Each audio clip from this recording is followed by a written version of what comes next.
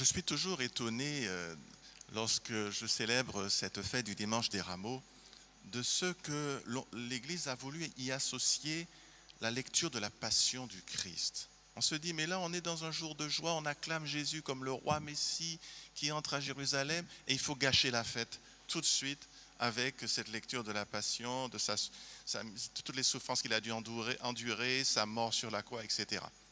C'est, on va dire, vraiment... c'est vraiment cette joie, elle est vraiment gâchée, quoi. On sabote la fête finalement. Nous-mêmes, finalement, la liturgie sabote cette fête, cette entrée triomphale de Jésus à Jérusalem. Alors pourquoi? C'est ça la question qu'on pourrait se poser. Pourquoi est-ce qu'on a dû faire cette gymnastique de lire un premier évangile au début de la messe, ensuite l'évangile de la Passion? Alors, on a dû combiner ces deux choses-là, donc faire cette gymnastique spirituelle, enfin liturgique plus précisément. Alors pourquoi? Eh bien, c'est très simple en fait. C'est parce que c'est comme ça que Jésus lui-même fonctionne, vous voyez. Rappelez-vous, lorsque dans ce même évangile selon saint Matthieu, au chapitre 16, donc un petit peu avant, Jésus pose la question à ses disciples. Il leur dit, pour les gens, qui suis-je? Alors il y en a qui disent, ben, tu es un des prophètes, tu es un prophète, tu es bon, voilà. Et vous, qu'est-ce que vous dites? Pour vous, qui suis-je? Et Pierre prend la parole au nom des disciples et dit, tu es le Messie, tu es le Christ, le Messie, tu es le Fils du Dieu vivant. Donc il dit vraiment ce qu'est Jésus. De fait, il est le Messie, il est un Messie très particulier puisqu'il est le Fils du Dieu vivant. Donc il dit quelque chose de très fort qui dépasse même sa compréhension. Jésus lui dit d'ailleurs, ce n'est pas toi qui le dis, mais ce n'est pas la chair et le sang qui t'ont révélé cela, mais c'est mon Père qui est aux cieux. Et tout de suite, Jésus apporte le correctif en disant, il faut que le Fils de l'homme descende à Jérusalem, qu'il souffre beaucoup de la part des grands prêtres, des scribes, etc., et qu'il soit tué, et que le troisième jour... il ressuscite. Donc il annonce immédiatement après que Pierre ait dit qu'il est le roi Messie, le Fils de Dieu, tout de suite il apporte ce correctif en disant attention, il faut que j'aille sur Jérusalem pour souffrir et pour y mourir. Donc lui-même, chaque fois qu'on le présente comme roi, il apporte un correctif.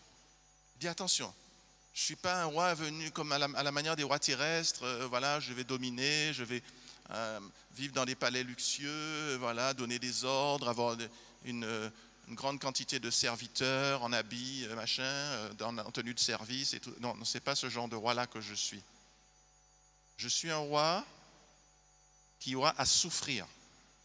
Et quand j'accepte le titre de roi, vous avez vu les présidents des États-Unis, quand ils sont élus, tout ça, même quand ils font des discours, vous avez un écriteau devant le pupitre, President, alors quand il n'est pas encore en charge, President-elect, sinon c'est President of United States of America. So tu as la présentation du président devant lui, ce qu'il est.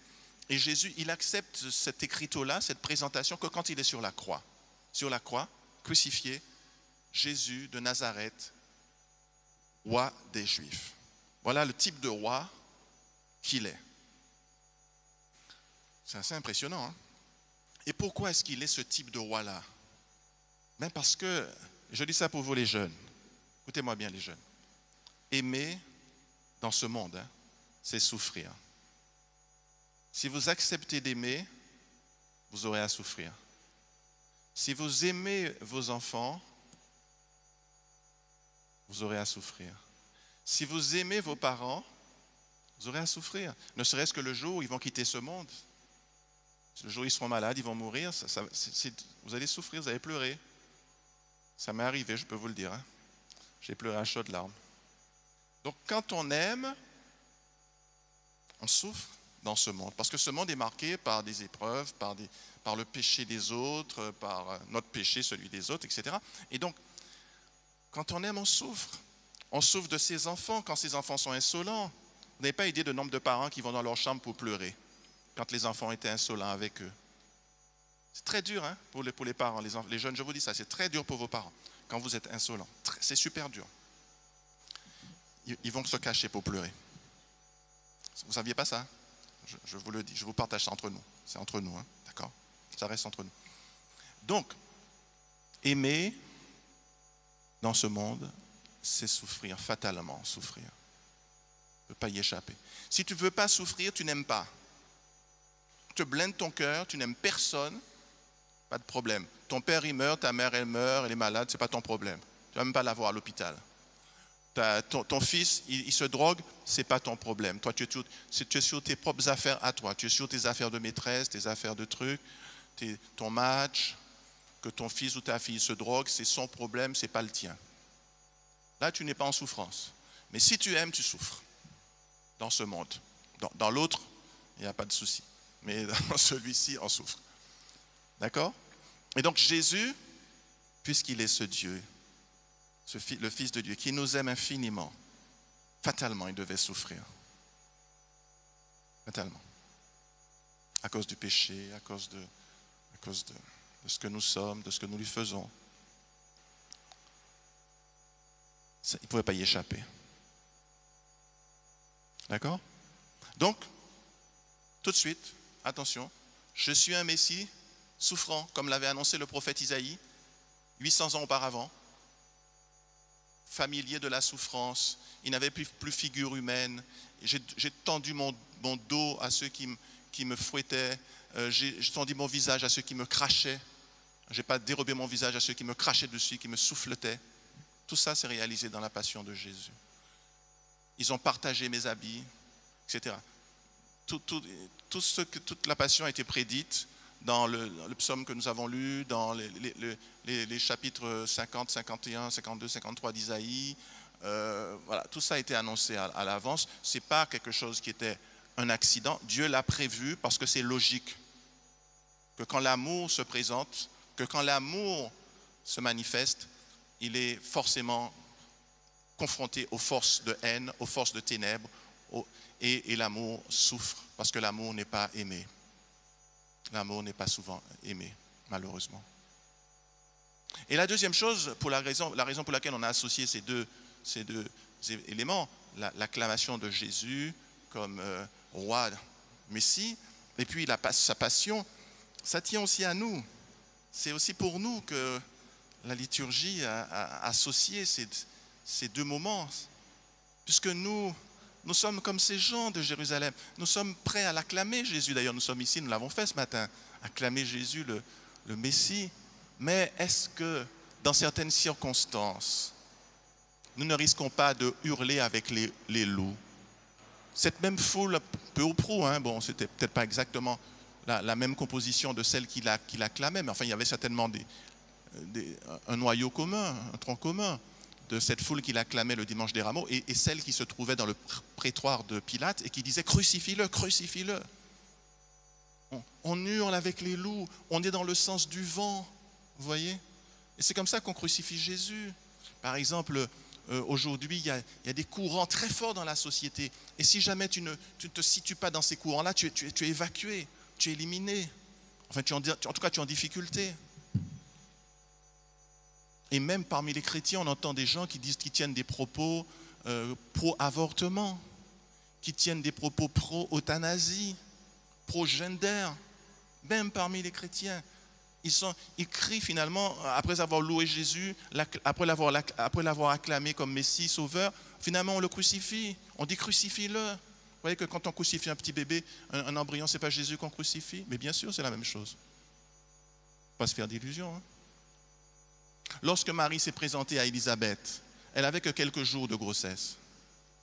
Élisabeth a dit que quand Marie l'a saluée, l'Esprit Saint est tombé sur elle et sur l'enfant qu'elle portait, qui avait 6 mois, qui a tressailli dans son sein.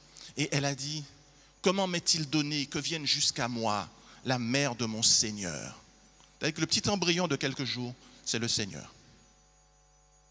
Parce qu'il a son corps, son âme, il a sa personne qui est là. Personnalité.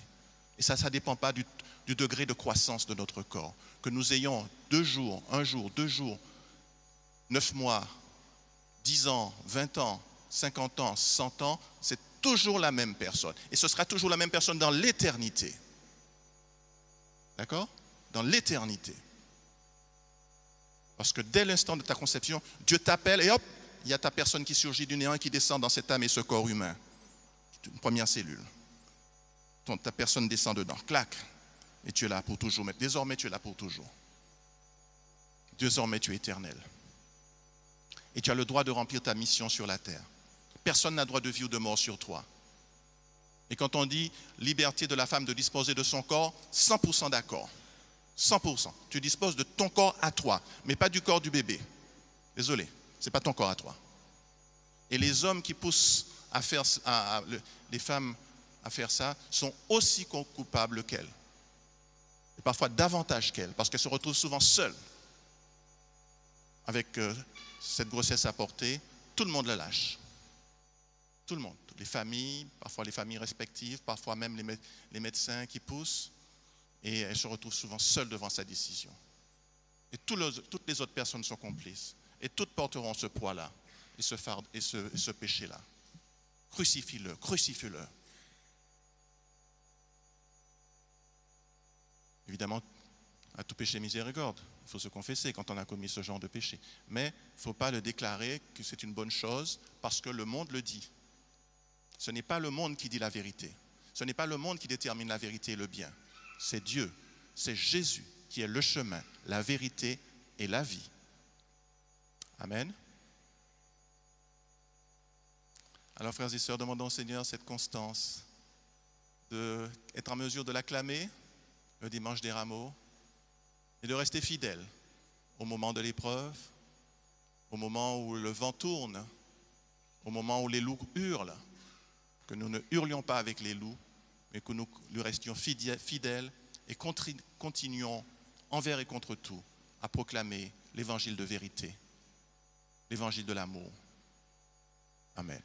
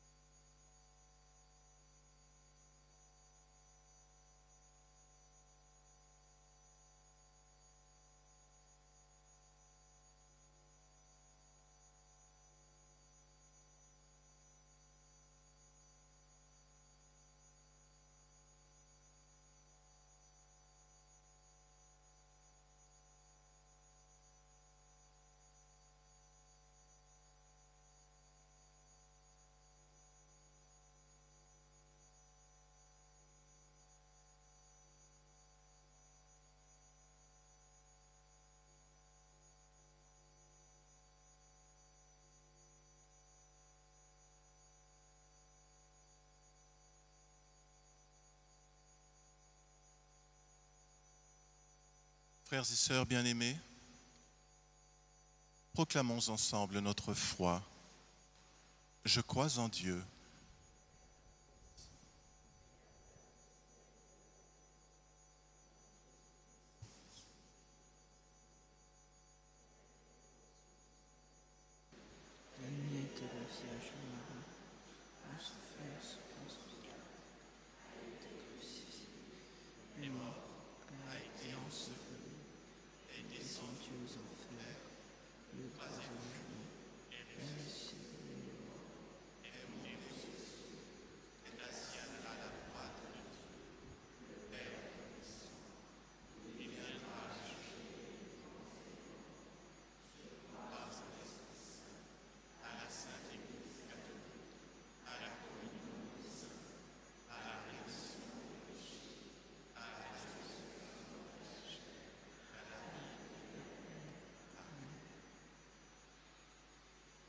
Bien-aimés, à l'approche des solennités pascales, Prions le Seigneur de façon plus pressante, afin que l'univers entier bénéficie davantage des richesses du mystère du salut.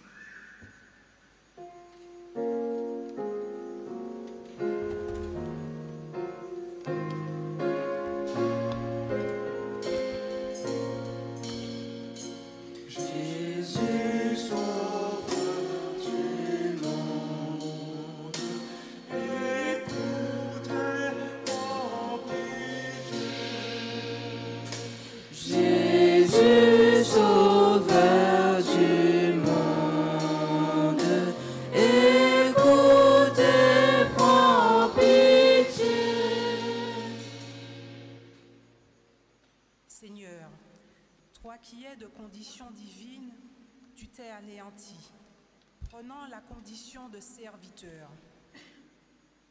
Que tous les membres de ton Église s'engagent à ta suite sur ce chemin d'humilité et de service envers tous. Par Jésus notre Sauveur, nous te prions, Seigneur.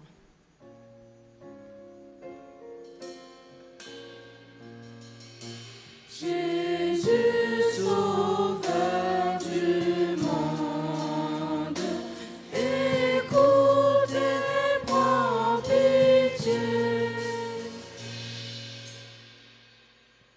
À ton exemple de douceur, de non-violence, d'amour désintéressé, malgré toutes les injustices et les injures que tu as subies, nous te prions pour un monde de paix, de tolérance et de joie, surtout dans les pays en guerre. Par Jésus notre Sauveur, nous te prions, Seigneur.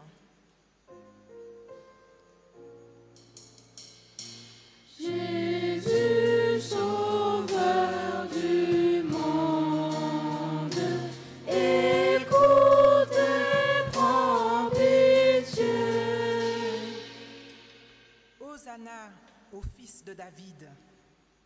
Que cette joyeuse acclamation aide les jeunes à accueillir le Seigneur en leur cœur et à le suivre jusqu'au bout pour recevoir la vraie joie. Par Jésus-Christ, notre Sauveur, nous te